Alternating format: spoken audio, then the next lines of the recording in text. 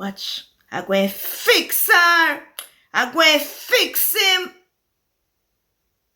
And it never really dawned on me what she meant by saying she's going to fix this and she's going to fix this one. She's going to fix that one until I became one of the ones she wanted to fix. She didn't want to fix me. She wanted to K-I-L-L. Me go K-I-L-L. Me go K.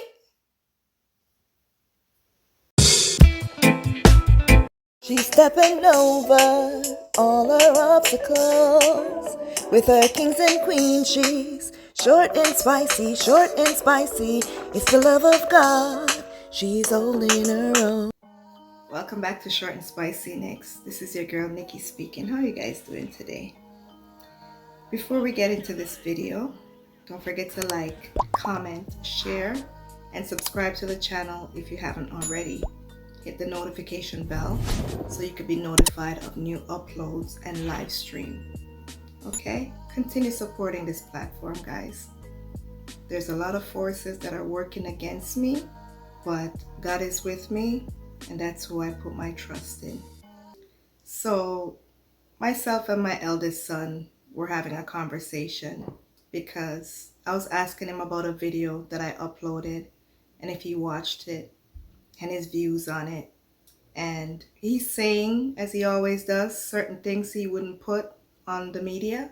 And I said to him, you ever seen those serial KILLERS videos? Those reportings on the news and all of that? And when that person is caught, they're called serial KILLERS for a reason, because they have been doing it for so long and they have been off the radar. Even if they were suspected of doing something for one reason or the other, they were no longer suspects. And they leave a trail of devastation to so many families. Being a serial KILLERS involves human lives being taken, and there are so many victims out there, so many family members who are grieving, mourning the loss of their loved ones. And I asked him, so it's uncomfortable for those family members of this serial KILLERS, but does it make it any less important that that person is caught? What about the lives of the individuals that have been taken? What about the family members of those individuals that are mourning the loss of their loved ones? And he's like, well, I guess you have a point. And that's what brought me to this right now. This involves these same two individuals that I've been speaking to you guys about. My ex-mother-in-law and her Obeahman, wizard, warlock, Donald Garrison, and Sonia Ware. Her grandson, which is the son of her first daughter that passed shortly after giving birth to him. He was 7 months when his mother passed. She grew that child up along with her own son, because her other two daughters, the first one passed away, the second one was taken away by CAS, Children's Aid Society, according to her. He has 3 baby mothers that I know of. The first one I've mentioned, and I've shown the video about her involvement in all of this. Well, my dearest ex-mother-in-law, her grandson had been in the madhouse or something of the sort. I would say in the year 2006 or 2007. And he had come to my home. I was living in an apartment building, and he was losing it.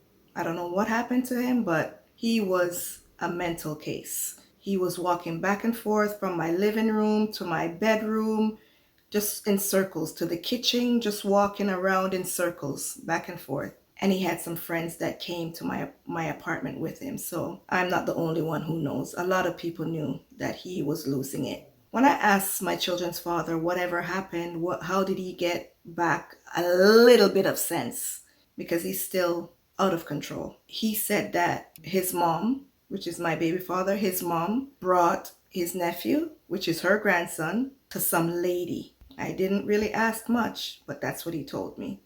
When that happened back in 2006 or 07, no one knew, from my recollection, what caused that. Say about 2014, yes, Remember I said in that prior video about staying with her and before I went to Jamaica. Yes. His second baby mother, that's the grandson's second baby mother, would be at her apartment very often. When the girl is there, or she's a normal person, nothing at all. She goes about normal. That's the mother-in-law, the ex-mother-in-law of mine, Miss Sonia Ware. But as soon as the girl leaves, she points over and to me, if you think that she hates me, I don't know which one of us she hates more, me or this girl. We'll call her Lisa. But she points over at Lisa leaving and she goes, all she? As she send, we'll call him Ken. As she try to turn Ken crazy. She said that girl Lisa, her grandson's second baby mother, is the one that made him go crazy at that time. At that time, I didn't really think anything of it. This is back in either 2013, 2014. But in the year 2021, I was speaking to Lisa. That's the second baby mother, as I said, because I was trying to let her know what took place with myself and this ex-mother-in-law of mine. And I mentioned Donald Garrison that my ex-mother-in-law was trying to send to my home under the ruse of being a herbalist. And once I mentioned his name to Lisa, she was like, Donald? I know Donald. He goes to my mother's church. He's my church brother. We know each other very well. I go to his house. We would go to his house. He would come to our house. And the astonishment that it's like a light bulb went off in my head. Because this same girl, years back, when she had her two first children for Ken, the grandson of my mother-in-law, she had taken a shot-off weapon and went into a convenience store and held up that convenience store. And when you ask her what happened, what took place, she said that she was in back and forth argument with her baby father, Ken, at the time. And she was just upset and she doesn't know what took her over. And she went and did that.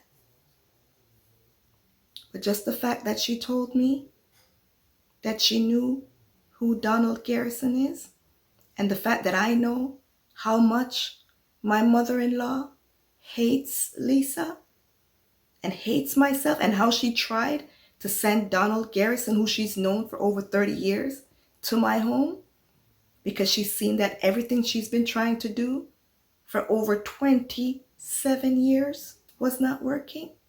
This lady has even gone as far as to tell Lisa's first child with her grandson that his father is not his father. He went upstairs, go get something from her, his grandmother or great-grandmother, and she looked at the child and said, "Can I know your father?" She told the child, his father is not his father. This is the loving grandmother that is so after my children coming to see her and shows no interest in Lisa, her grandson's second baby mother's two children that she has with him. Those children are neglected, but she's always acting like my children are the only grandchildren she has. No, I know the reason. She doesn't want anyone's life as she wants mine. And this is why. I know too much. She already saw that I was going to expose her. Whenever she's upset with somebody, get her really mad, this is what she would say. Watch. I'm going to fix her. I'm going to fix him. And it never really dawned on me what she meant by saying she's going to fix this and she's going to fix this one. She's going to fix that one. Until I became one of the ones she wanted to fix. She didn't want to fix me. She wanted to K-I-L-L. Mega K-I-L-L. Mega K. Need I say anymore? Thank you guys for watching. Remember, stay with God. And I would also like to say a message out there. Fret not thyself against evildoers, for their days are numbered for doing evil. I'm going to leave it at that. Have a blessed day. We are blessed and highly favored.